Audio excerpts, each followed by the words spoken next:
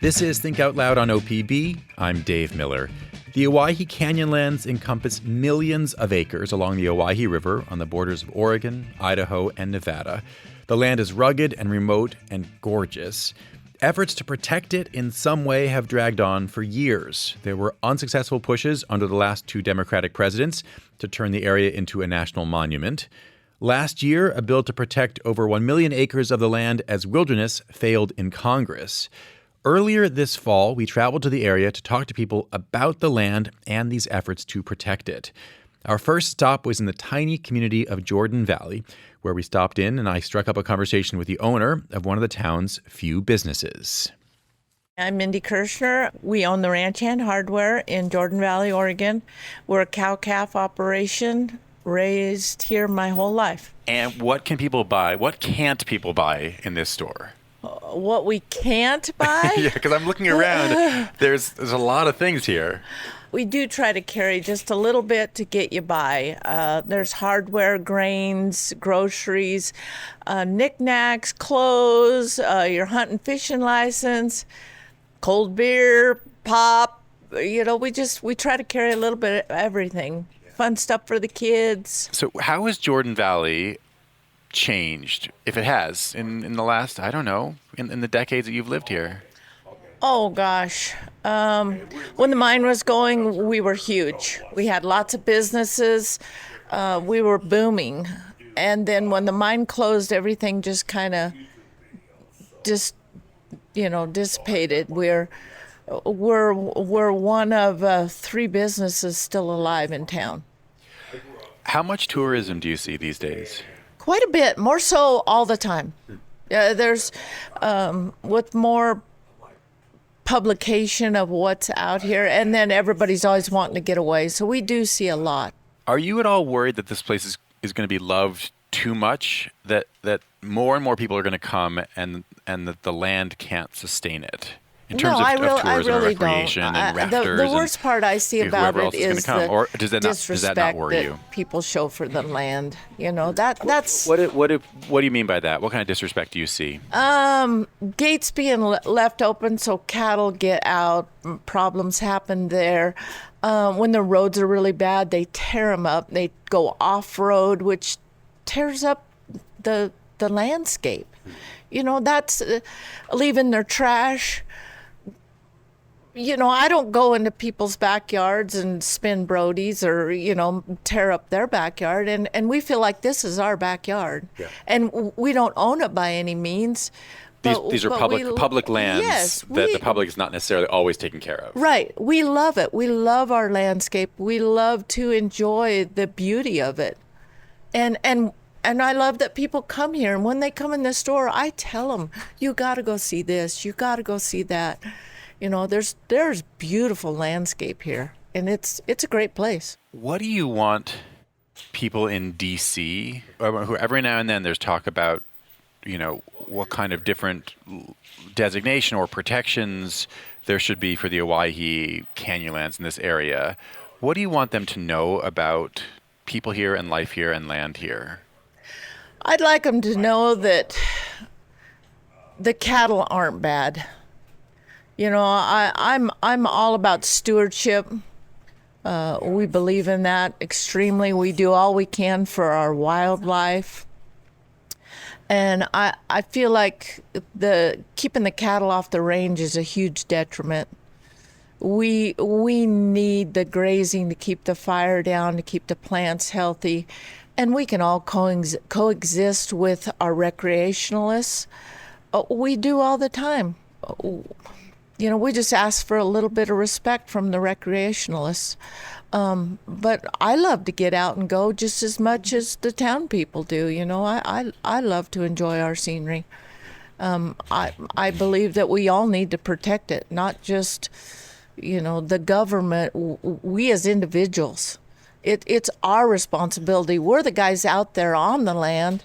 We need to, you know, protect it. The four-wheelers, the side-by-sides. Pick up your trash, take it back with you. You know, don't start fires when you shouldn't start fires. It's a team effort. It's if we would all respect the land, then government wouldn't have to jump in and say, well, we got to designate this. Because I believe that it really hurts it when we designate it as non-use. Thank you very much. Yeah, you bet. That was Mindy Kershner, a lifelong resident of Jordan Valley. She's a rancher and the owner of Ranch Hand Hardware and Mercantile. From Jordan Valley, we headed down a long, dusty, windy road to the Birch Creek Historic Ranch. It's on the edge of the Owyhee River. We found a picnic table and sat down with Tim Davis. He is the executive director of the nonprofit Friends of the Owyhee.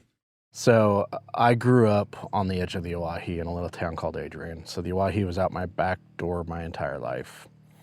And the first time I camped in the Owyhee region, I was 2 months old, and I camped out there every year since. And like as a preteen to teenager, camping out there, running up and down the hills, exploring, the sense of adventure, the imagination running wild of what this place is. And as I got a little older into my later teen years, I started having an interest in the human history out here. So it's kind of a little side hobby. I just started wanting to learn more and just learning about the human history of this landscape. And as my life moved on and I went into careers and found time to dig into that more, I started getting more interested in the ecology, the geology of this landscape. And yeah, you know, growing up here local, I didn't really have a conservation mindset. I'll just put it simply that way. Like, I remember at one point kind of bad-mouthing conservation movements, and then as I learned more and understood how wild this place is, how important this place is, I kind of did a 180 view of what really, how special this place is in that aspect. So then as time went on and I started getting more involved in the idea of what the future holds for the Owyhee, I started a friends group, Friends of the Owyhee, in 2015, and seen a lot of avenues for us to help out just in the land management aspect of just little things that we can get people out to get their hands dirty, give back, focus on the recreation impacts and opportunities, but also talk about the policy of this land as well. So, when you said that when you were younger, you'd badmouth conservation, what did you think conservation meant, and what didn't you like about what you thought it was when you were younger? Yeah, it was a big misunderstanding, I think, and I think there's a lot of that goes on in the world, but it was really just about they're locking us out. We don't get a say in what goes on out there. But as I've got more involved, like, it's not about locking people out. Like, people are still, it's not about locking up land at all. It's about keeping it wild and remote for our future generations to see, as we've seen. It's about putting more focus to that land, but still allowing the people to be there, you know, at the same time. It was kind of a misunderstanding growing up that it's just getting locked out of land, which is not the case at all. It's interesting as you're saying that, I mean, the word you use is that they're locking us out of land.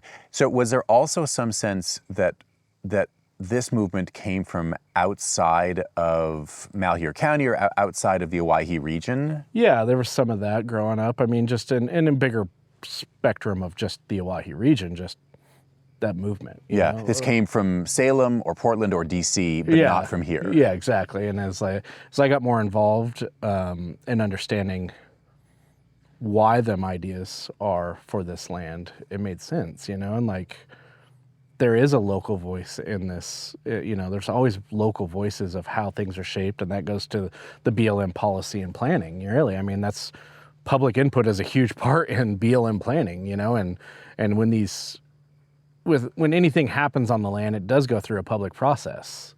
So people are involved. It's just those not really paying attention don't realize that at times. So how would you describe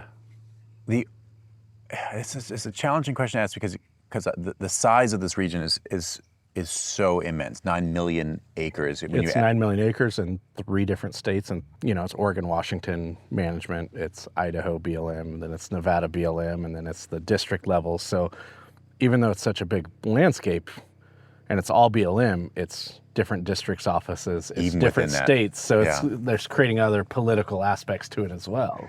But so if you take a big zoomed out look, how would you describe the health of the landscape, the ecosystem right now? There's a lot of improvement we could do. there's a lot of science saying that there's areas that are not healthy out here. In what ways? What ways are areas not healthy? Well, I mean, with the invasive species of cheatgrass, Medusa hederae, are some of the big impacts. There's a lot of reasoning, and it depends on who you talk to of why.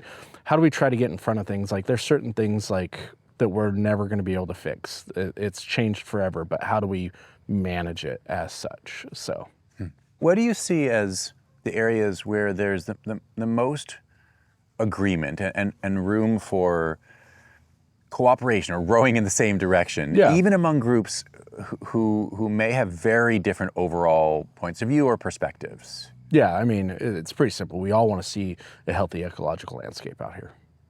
We want to see it stay wild and remote and rugged as we've seen it, and we want our future generations to see it. We want to see not a lot of change on the way things are done more or less out here, but we want to see things get more improved on health and on the impacts of people coming out. How do we address that, and how do we create opportunity with that as well for the communities in Malheur County at the same time? So it's about really finding balance on the people front, but also like we want to see it also become more ecologically healthy at the same time, and that's where we all agree on.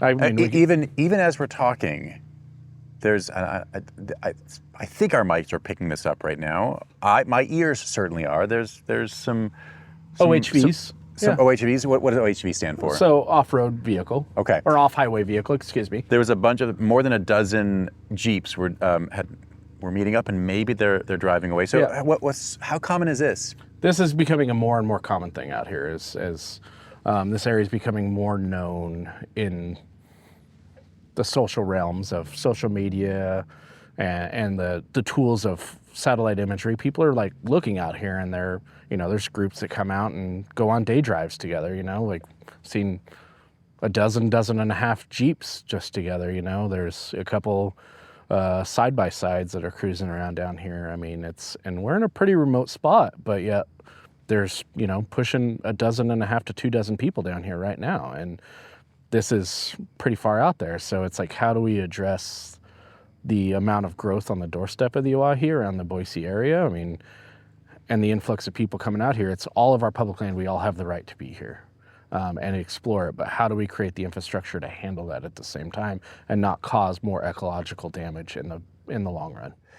How big a population increase has the Boise area seen in recent decades? I mean, that's the closest big population center to where we are right now, way closer than Portland or, I don't know, Sacramento or something. We've seen about 120% growth in 30 years, which is huge. And then the planning and management of recreating in this land has not changed in 30 years. The plans have not changed in 30 years. So we need to address this now before areas get closed or things like that, which nobody wants, Can you give us a sense for the resources that the Bureau of Land Management is currently deploying towards the kind of landscape preservation that you really care about? The Oregon part of the Owyhee is managed under the Vail District BLM. They manage 5 million acres of public land just in this district. But in that district, and I talked about it a little bit ago, there's very few paved road miles. It's 3 hours from their district office to the southern end and you put in time restraints and being able to stay in the field into that perspective of how do you get out and really do a lot of work when you're already 50% plus understaffed, you're under budget. Financially, they need more funding to manage these areas just on the logistics aspect alone. It makes it really hard for our land management agencies to manage these public lands when they don't have the staff or the funding to do it. It's hard, and I mean, these people are the people that live in these rural communities. I'm talking broad, not just Vail anymore. I'm talking all of the West here. These staff live in these communities. Some of them are the lifeblood of the community, in certain communities. They're the ones doing community events after they're off shift, They're the ones coaching the kids' teams,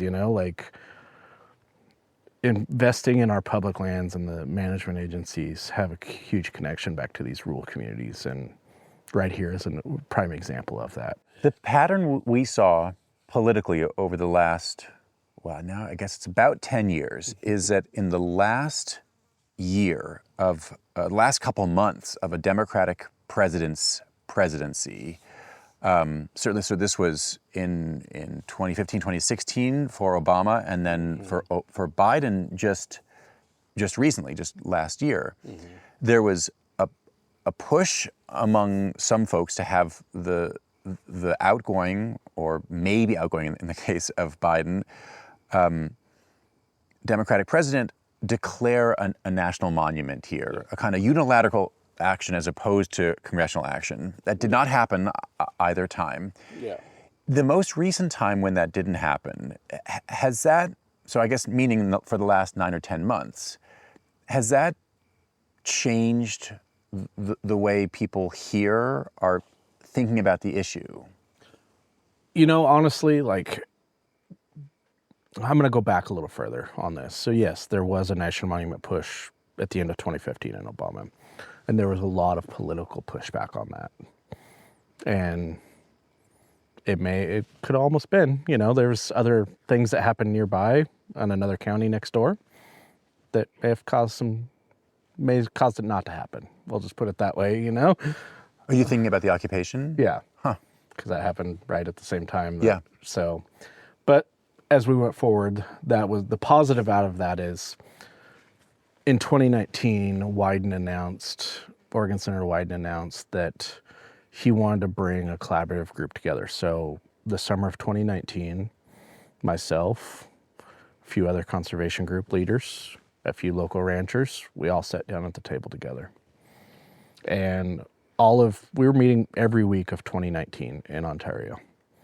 And we came up with a very collaborative solution that would protect 1.1 million acres as wilderness out here, broken into, give or take, 27 units of wilderness, so roads boundarying them all. And there was things that both sides had to work on together to find a collaborative solution. And it was very, very middle ground. It was, everybody agreed to it. And that bill is still alive today. It's been reintroduced. It's fourth time it's been reintroduced, that bill. Little variations over time, but a version of that bill did pass the Senate last year. Yes, it did pass the Senate. So as the end of Biden's administration, the last year, there was a push for a monument that mirrored the legislation, because we knew that legislation still could pass through everything, through the Senate and the House, and it did pass the Senate. But we also knew the odds were not high. So we're like, well, let's put out the idea for a national monument mirroring the boundaries of the wilderness proposal, and try to mirror as much as the language as we can, you know. And it was, you know, this conversation of protection in this land has been going on strong since the late 80s, and just my own history research, but first documented language of protecting the Owyhee goes clear back to 1903. And when there's a document from then that says this place needs to be a game reserve or a wilderness, clear back then. So in 1935, it was the second largest roadless area in the United States. So the conversation of protecting this landscape goes back 100 years. So when we put the monument push to get forward, it was like, if we can get wilderness, great. If we can get a monument, great. Like, we're just trying to permanently protect this landscape for our future generations, to, as I talked about earlier, to keep it wild, keep it rugged, keep it as we've seen it, for our future generations to experience the same as we have. Every time a movement has happened on the talk of protections in this landscape, the conversation gets a little further along than the last time. It's eventually something is going to happen of protection out here. And getting a form of protection would also make it easier in the management of this land, because we have the wilderness study areas, we have the areas of critical environmental concern, we have lands of wilderness characteristics. So you've got a lot of different policies, and if we can get it narrowed down to one policy instead of 3, it's going to be easier to also manage this landscape as well. Well, that gets to a little bit of maybe answering this next question, but what actually would change? Because you just outlined a lot of existing policies under different federal laws, or yeah. So what would change if whether it's a monument based on wilderness designation or the designation itself, what would actually change? Well, it would get the wilderness study areas out of this more or less limbo status. It's not true wilderness, which then is very black and white by the Wilderness Act of what can and can't be done out here, which grazing is written right into the Wilderness Act, so there's no change in that aspect. So it would be more focused on how maybe people recreate out here a little more and more focus on that. And that's either path of a monument or a wilderness. Very little research has been done out here already on, like on the archaeology side. I think only 5 to 10% of the area has been surveyed, like the ecological aspects, because it's so far and remote, like not a lot of research has been done into that aspect either. The geology is pretty misunderstood out here, so like some form of protection could help get more research done out here. It could create new businesses. It could create an economic input to Malheur County. But then in the bigger picture of protection, it's keeping it wild like it has been, keeping it as it is for our future generations to see, keeping this wild, remote, rugged landscape as it is forever. Tim Davis is the executive director of the nonprofit Friends of the Owyhee. We talked along a stretch of the river near the Birch Creek Historic Ranch. Coming up after a break, we'll hear the perspectives of a tribal elder and a fourth-generation rancher. From the Gert Boyle Studio, this is Think Out Loud. I'm Dave Miller. If you're just tuning in, we're bringing you a series of conversations that we recorded recently on a trip to a section of deep southeast Oregon known as the Owyhee Canyonlands. We went there because this land has been the subject of various conservation efforts over the last decade, efforts that so far have gone nowhere. We're going to hear from Reginald Sope now. He is an elder of the Shoshone-Paiute Tribes who lives near the head of the canyon in Nevada. I asked him how he would describe the landscape for people who've never seen it in person. I would say prepare yourself, brace yourself, because, there's a beauty within, like a lot of people would say, it's kind of like a wasteland or empty land that you can't really do nothing with. It's scattered with rocks and terrible terrain, everything. But on the other hand, through nature, it has its own beauty. And, in order to see that, you have to, be there to witness it. To me, it shows the true sense of America, the beauty, the freedom, and, the wide openness. Can you describe your tribe's history with the Owyhee Canyonlands area? Yes. With my tribe's history, it's got the Shoshone-Paiute, and they've roved all the way, through from the Yellowstone area on into the Oregon coast. And, the Canyonlands, been pristine since the beginning of time. They use that for cover for, in the later part of 1800s, we had the Bannock War. And then, that served as a natural covey to, to help our people, the women, children, just wartime, they had to go and survive in there. And also, the salmon used to be abundant because, this was one of the main streams that, flowed into the Snake and into the Columbia, to where we had salmon, right here into the Nevada portion of this area. And there's evidence, through the pictured graphs, the petroglyphs, and also, the scatters of, the obsidian, different sorts of obsidian. So therefore, to us, it's our homeland.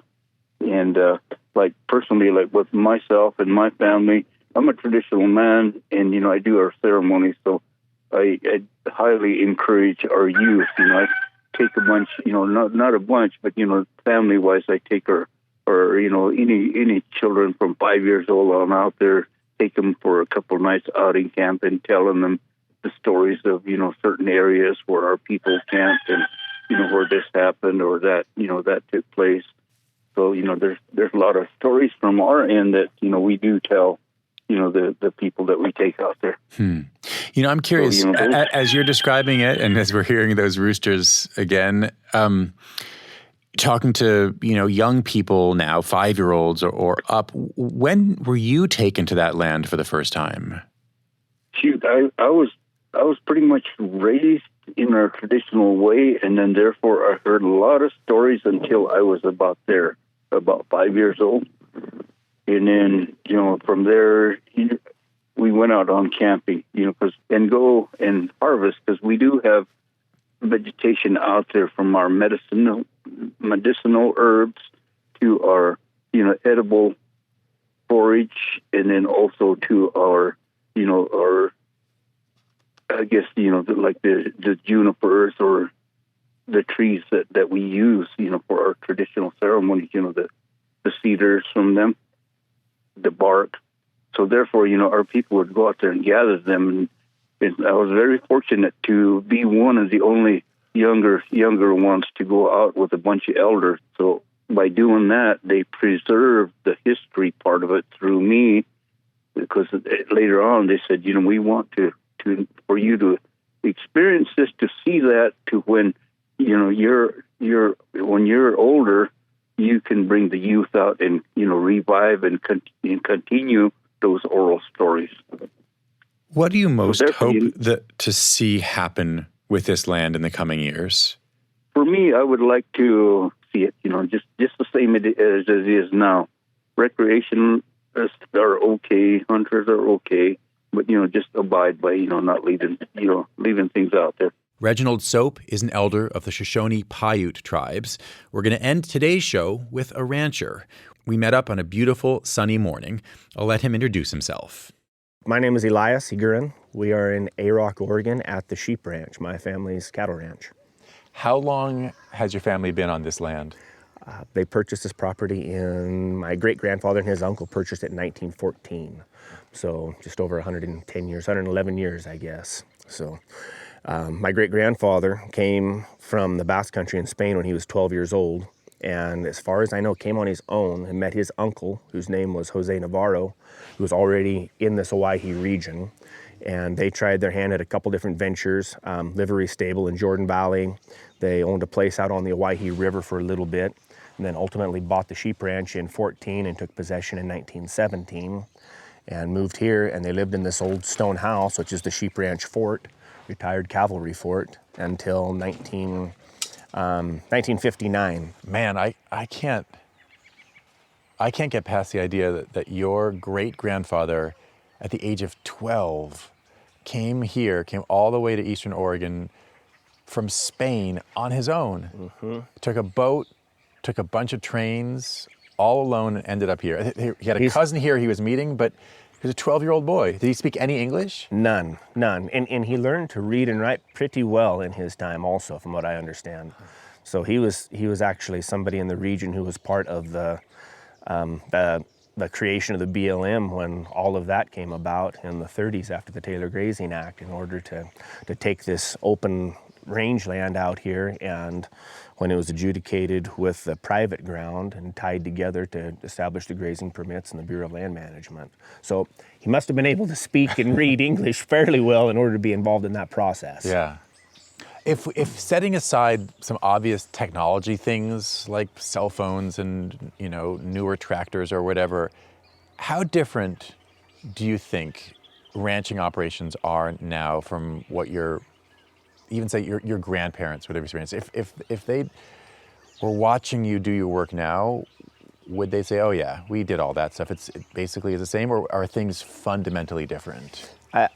So at the fundamental level, I think they're very similar. Agriculture and the beef industry has come a long ways in terms of following the genetics of cattle. So choosing, it seems like in my grandparents' time, whatever happened. You brought home a live calf in the fall, fantastic. If a cow didn't breed, maybe you wouldn't even know because you wouldn't pregnancy test. And so we're much more systematic in our management practices these days compared to 100 years ago. But at the end of the day, we're trying to manage cattle, manage forage, take what nature is giving us, and do it in a way that is sustainable so that we can continue to be here for the next 100 years. That's the plan. And so if they showed up, they'd see a lot of gadgets that help us do things in a different way. And sadly, in ways that they used to have people around to do the work. I mean, there might be 40 men with horses out here putting the hay up, with all the wives preparing food at the house and doing the chores and the kids everywhere in between, where now we have a couple of families and you've replaced that all with machinery, technology.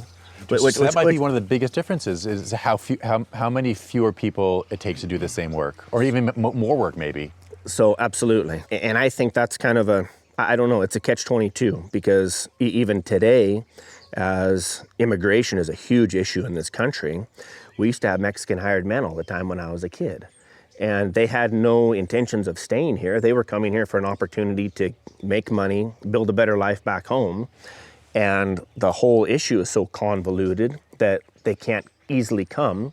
If you go through a legal system of having temporary agriculture workers come, it's a complete secretarial job that you need half a law degree to be able to navigate on your own. Here we need 1 or 2 men to help out for a little while. Well, for me to hire somebody in order to get them here, and then all the regulations you have to deal with, it's extremely difficult. And so the technology is available. So we've changed our irrigation systems from flood irrigation with open ditches or gated pipe to pivots, because I can manage a pivot from my cell phone and I know that it's doing its job. I like to have people around. Yeah, and you I don't think have people that are community important, anymore. And you lose that sense of community and the way things have gone to a certain degree. So I would say if anything has fundamentally changed, that structure probably has changed the most since my grandparents' time to today. Huh. And that's really why it is so important to get something right in terms of management of public lands in this region, because the way our economies are based, the way our communities rely on that economy in order to keep the communities that are here intact. Well, so let's turn to these questions about the management of this vast, largely federal land. We're on private land right now. This is your land? Yes. But with millions of acres of BLM managed land, federal land yes. around us. Am I right that in 2018 or so, you're one of the people who took part in conversations and negotiations about what a wilderness designation might be like? Yes. Why did you want to do that? So we have gone through the threat of a national monument designation being imposed upon us in the past, and really the ambiguity of such a designation is pretty scary to our communities. There's just no certainty there in what the purpose of that monument would be, what the priorities would be in terms of managing these lands for that monument. And so our proposition was, our group in Malheur County, the Owyhee Basin Stewardship Coalition, so it's a community-based group in the county with families, ranchers, businessmen, recreationists, hunters, all part of our membership and our board of directors. And we came up with the idea that, it was really easy to say no to the monument.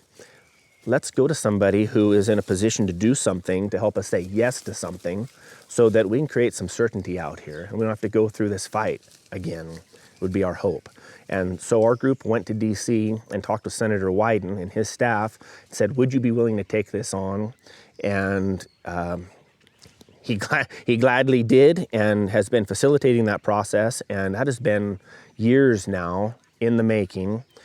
And then coming together with Congressman Bentz and his proposal on the House side, and our hope is sometime near in the future that we'll be able to get something that works for everybody, with the idea that maybe the environmental groups and the ranching groups aren't so far apart if we have real discussions about what our priorities are out here on this land and how we need to care for it. What are your priorities? So my family raising cattle, and what we do, so there are different segments of the cattle industry. We're a cow-calf operation. We have the mama cows, we have the bulls, put them together in the springtime, they have a calf 9 months later. We raise that calf for market. Some of those females are retained to go back into our herd. The rest of them are sold so that they're grown out, and then they're high-quality protein. We're basically taking the low-quality forage from this desert region, converting it to high-quality protein, and people throughout the world are able to consume that. And my priority is, how can we continue to do that in a way that works for this landscape out here, for our operation, so that our families can continue to thrive. So that your grandkids, say, can do the same thing. Absolutely. So when I'm dead and gone, hopefully somebody has an opportunity. What they choose to do is up to them, but it's available out there. It has to happen at a certain point. And so my concerns, to get down to specifics, well, I guess let's move back and start at the beginning. All this was open range before there was any designation as federal land, BLM, Forest Service, any of that. And it was all based off the mining community up in Silver City needing to consume meat in the wintertime to feed the mining town. But that wasn't a sustainable process, and it's so dry out here that things were getting overgrazed, and people saw a need to improve management so it was a more sustainable process, the entire production management scheme. And so in doing that, with the idea of the family being at the center, then the families that were on the land were able to apply for grazing permits out on the BLM ground to graze whatever cattle, the number of cattle that they were able to raise hay for through the wintertime, whatever you could sustain. So if you had an operation that could sustain 50 head, you'd be permitted for that use. If I had 500 head, I would get 500 head worth of permitting. And through that, we've gone to more fencing and wells and water projects with the Vail Project, and that has taken on more of a kind of a small farm, maybe wetter region type of thought process in the way we do it. So it's very predictable, our changes that we do in terms of our grazing rotation. We try to graze fairly lightly so we aren't overgrazing, because that was the whole purpose, the inception of the project. So we've gone, in my opinion, the pendulum has swung the other way, and we've grazed too lightly in areas. We've built up too much fuel load, and now we've had these mega fires come through, and then the grasses that were there couldn't live through the fire. Basically, I mean, think of a forest that is burnable versus a forest that everything burns down and then nothing grows back. So if we don't graze that sufficiently, we've had these fires that have burned everything to the ground. And then we've had these invasive annuals come back with our cheatgrass, Medusa heads, and we have these monocultures in place now. And then they continue to burn. The forage quality isn't there for livestock or wildlife, either one. So looking at that, the question is, how can we change things? Well, our grazing practices are locked in through the administration and through legislation, and we don't have the adaptability in order to change how we graze. And in my opinion, the ranching community has been here long enough, and we graze our own private ground differently. We can graze it however we want. Very few of us have issues with cheatgrass and Medusa head and fire, quite frankly. That's widespread because we're able to manage very appropriately for whatever the season gives us. You mean on your own private lands, you don't have the invasive grasses problem to the same extent or the fire problem to the same extent? Yes. And we would like to apply those practices to the public ground. And then, so number one, that would benefit the ecosystems from not burning. I mean, if we're gonna have fires, we're gonna have lightning, we're gonna have dry years, we're gonna have fuel load, we're gonna have fires, but we aren't gonna have fires that are going to be hundreds of thousands of acres. Last year, we had a fire start out on the Owyhee River. It burned from the river southeast over here to Arock and burned 100,000 acres of our grazing allotment. And we've been dealing with that as far as management this last year. So on our private ground, it doesn't happen that way. We would like to apply those concepts to the public ground. What's the connection between what you're talking about here, which clearly you're very passionate about, and it's the first sort of where you started in terms of what you'd like to see change here is a different approach to from the BLM in terms of what they will allow in terms of grazing. What's the connection between that and a wilderness or monument designation? Are they necessarily connected? No, they are. No, Okay. they're not. They're not. Not necessarily directly. So if we have a wilderness, that doesn't improve In fact, it has a better chance of detracting from our ability to manage the way we want to manage. But the opportunity is there. So there are a lot of folks from the environmental NGO community who want to see preservation, conservation, whatever word they apply to it, out here. A lot of concern about mining and mineral exploration. So we have similar concerns. Water is limited to begin with. I don't think anybody wants to see the river contaminated, so any activity like that needs to be done appropriately. But at the same time, those types of ventures, like the Grassy Mountain venture up in the north end of the county, that they're really good for our local economies also. So I think there's a balance that needs to happen there. But there are a lot of folks who would like to see preservation of some kind out here. And so we can understand that. But let's do that in a way that works with the fabric of the local communities who are already here and makes sense. What I've heard is that a wilderness designation, it would allow uses like ranching, like invasive species control, like fire suppression, all those things that can happen now would still happen if, say, 1 million acres of the 7 million acre watershed of the Owyhee were put into some kind of wilderness designation. So what would change from your perspective? The devil is always in the details. And so if it's a wilderness where you aren't allowed to use a motorized vehicle in, that really changes when we're talking about 1 million acres. People, until you come out here or you're in a region that's this size, people don't have perspective of how large that area is. And so if we're talking about getting rid of juniper trees, but we have to use hand tools in order to do it, or fighting fire and we have to use hand tools to do it, or if we have to mend fence for our ranching operations, or else we won't be allowed to graze cattle, and you have to use a pack team to get there rather than being able to drive a motorized vehicle to it, that's a game changer for all of those activities out there. So it depends on the details of the wilderness. Maybe I'd misunderstood that. I had thought that you could use mechanized vehicles for all those things if you were ranching. You're saying that not necessarily. There are places where it's been prohibited. If it is straight 1964 wilderness, in those places, that type of activity isn't allowed. Or you can drive on the road, but if you have, a cow that's a couple hundred yards off the road that you need to get to in order to load her in a trailer to get her home, you can't drive over there. So how are you going to get that cow out of there? How are you going to make that management move? What's it been like since the monument fears have gone away again? They were there in 2016. They were there in 2024.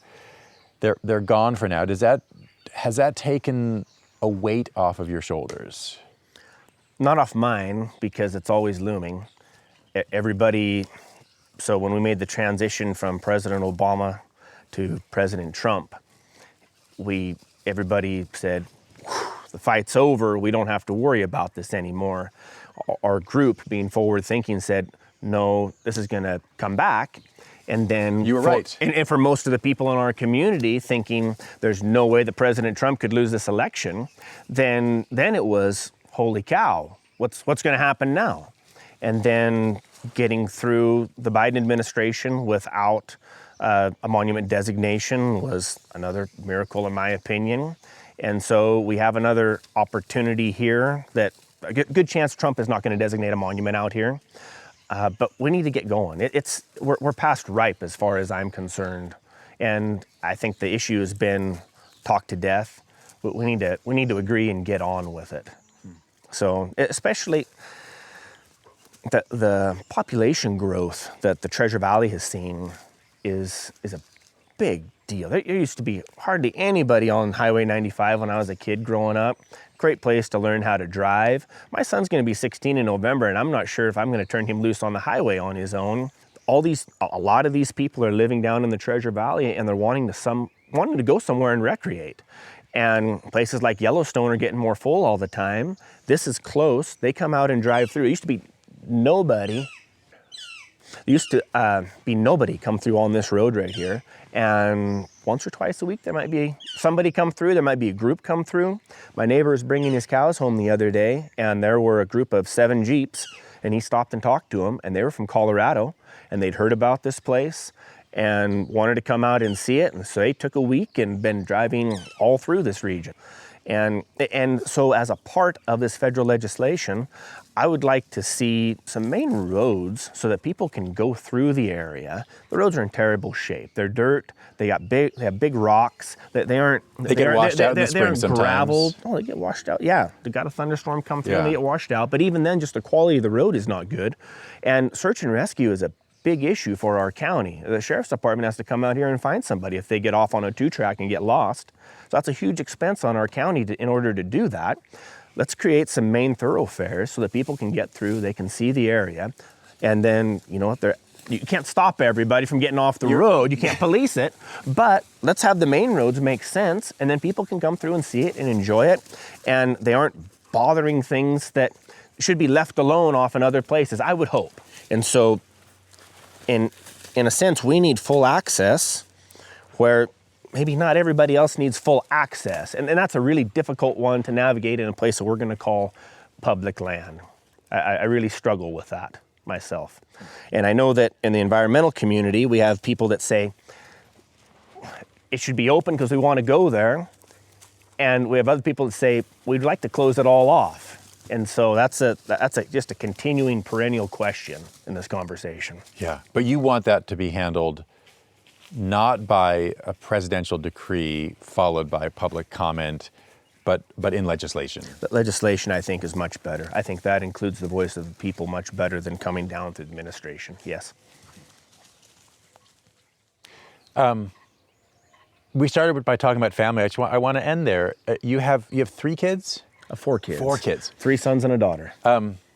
You're the 4th generation on this land. Yes.